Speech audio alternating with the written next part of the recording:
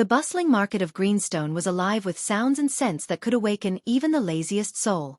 Sellers shouted out their wares, the aroma of roasted peanuts mingled with fried plantains, and children darted between stalls, laughing and playing.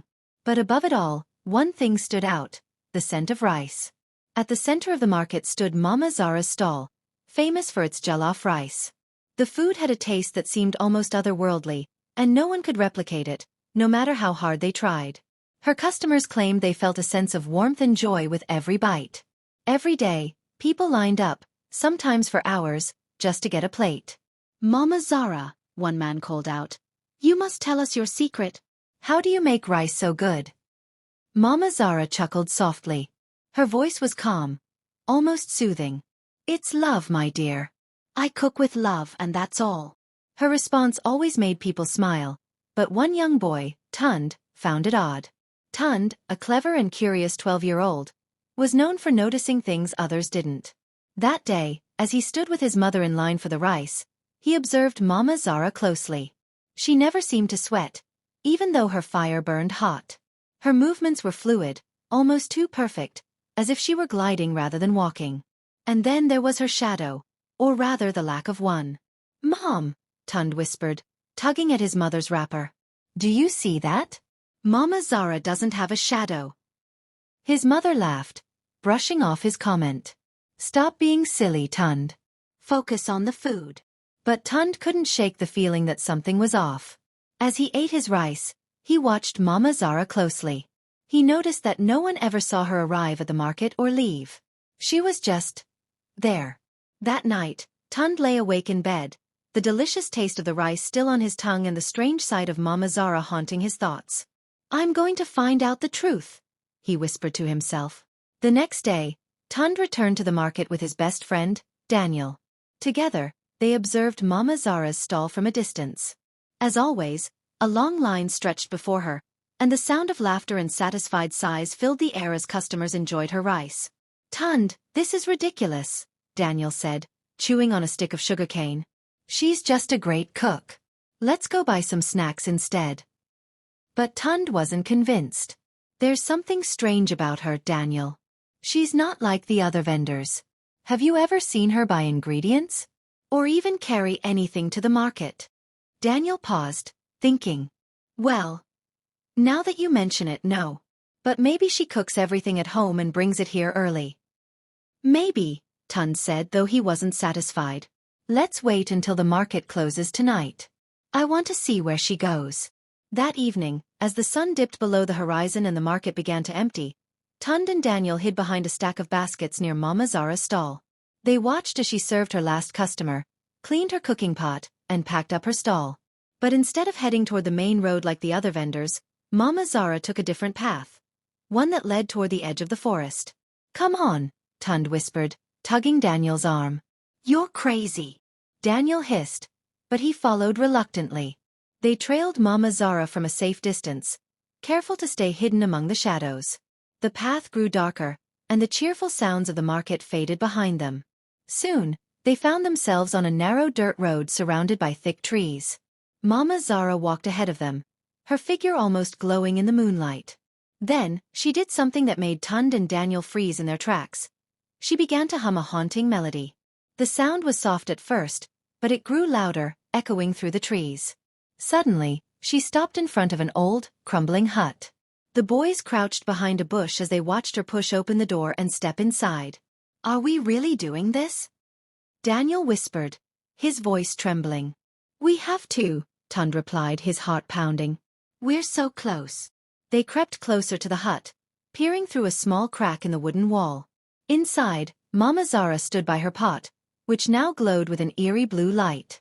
As she stirred the rice, her form began to change. Her vibrant figure faded, revealing a ghostly transparent body. Tund's eyes widened in shock. She's a ghost," he whispered. Tund and Daniel crouched silently, their breaths shallow as they watched the strange scene unfold inside the hut. Mama Zara's ghostly form moved gracefully around the glowing pot. Her humming turned into whispers, and though the words were faint, they sent chills down the boys' spines. "This rice binds them to me. As long as they eat, they will never suspect. Their joy feeds my curse, and their love keeps me here." "What does she mean?" Daniel whispered, clutching Tun's arm. "I don't know," Tund replied, barely able to tear his eyes away. Inside the hut, Mama Zara dipped her hand into the pot, and the glowing rice seemed to respond to her touch, swirling and shimmering as if alive. She lifted a handful of the rice, and it disintegrated into the air like mist, filling the room with an otherworldly glow. Suddenly, Mama Zara stopped. Her head snapped toward the crack in the wall. Her glowing eyes locked onto the boy's hiding spot. "Who's there?" she called out, her voice echoing unnaturally. Tund and Daniel froze. For a moment, there was only silence. Then, Mama Zara moved toward the door, her steps eerily slow but purposeful. "Run!" Tund whispered, grabbing Daniel's arm. The boys bolted, their feet pounding against the dirt road as Mama Zara's voice rang out behind them. "You shouldn't have come here, children." The air grew cold as they ran, and the path seemed to stretch endlessly. Tund dared a glance over his shoulder and saw Mama Zara gliding after them, her ghostly form barely touching the ground.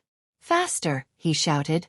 They burst out of the forest and into the edge of the market, where the comforting sounds of the town began to return.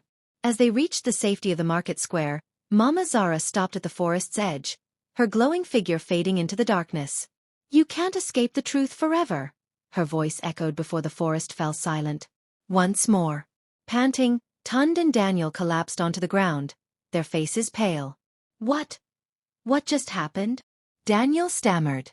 "She's not human," Tund said, his voice trembling. "Mama Zara is a ghost. And that rice, it's part of some curse. We have to tell someone." The next morning, Tund and Daniel shared their terrifying discovery with Tund's parents. At first, his father, Mr. Johnson, laughed it off. "Ghosts? In our market? You boys must have been dreaming." But Tund was insistent. "I saw it with my own eyes, Papa. Mama Zara isn't human. She's using the rice to keep people under some kind of spell." His mother, Mrs. Johnson, frowned thoughtfully. "It's true that no one knows much about Mama Zara. She's always been different. Maybe we should inform the elders." By noon, a small group of village elders had gathered at the Johnsons' house. Tund retold the story in vivid detail, with Daniel adding nervous confirmations. Though skeptical at first, the elders decided to investigate. "We'll go to the forest tonight," Elder Richard declared. "If this story is true, we must put an end to whatever is happening." That evening, as darkness fell, Tund, Daniel, and the elders made their way to the edge of the forest. The air was thick with tension, and even the insects seemed quieter than usual. Tund led them down the dirt path, his heart pounding with every step. When they reached the old hut, it looked even more decrepit than before. The wooden walls seemed to sag under some invisible weight, and the faint smell of cooked rice lingered in the air. "Stay back," Elder Richard said, motioning for the boys to remain outside. The elders pushed open the door cautiously, their lanterns casting flickering light into the dim interior. Inside, the pot stood in the center of the room, glowing faintly as before. The air shimmered with an unnatural energy. But Mama Zara was nowhere to be seen. "Is this some kind of trick?" one elder muttered, stepping closer to the pot. Suddenly, the pot began to bubble violently, and a cold wind swept through the room. Mama Zara's ghostly form materialized before them, her eyes glowing with an unearthly light. "Why have you come here?" she demanded, her voice echoing. The elders stood their ground, though fear was etched into their faces. Elder Richard stepped forward. "Mama Zara, what are you?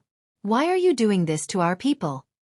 Mama Zara's expression softened, and for a moment, she looked almost human again. "I was cursed long ago," she said, her voice tinged with sorrow. "I was a proud cook who wanted to be the best, no matter the cost.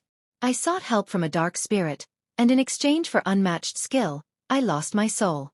Now, I'm bound to this place, feeding on the joy my rice brings to others. It's the only way I can exist." "But you're deceiving the people," another elder shouted. "This must stop." Mama Zara's eyes glowed brighter. "Stop me, and you'll doom me to wander in eternal torment. Let me stay, and I'll continue to bring happiness to the market. The choice is yours." The elders exchanged uneasy glances. Elder Richard turned to Tund. "You discovered this. What do you think we should do?" Tund hesitated, torn between pity and fear. Finally he said, "The people deserve the truth. If she's bound by a curse, maybe there's a way to free her." Mama Zara's expression changed, a glimmer of hope flickering in her eyes. "There is, but it comes at a price." The room grew still as everyone waited for Mama Zara to explain. Her ghostly form hovered over the glowing pot, and the shadows around her seemed to dance.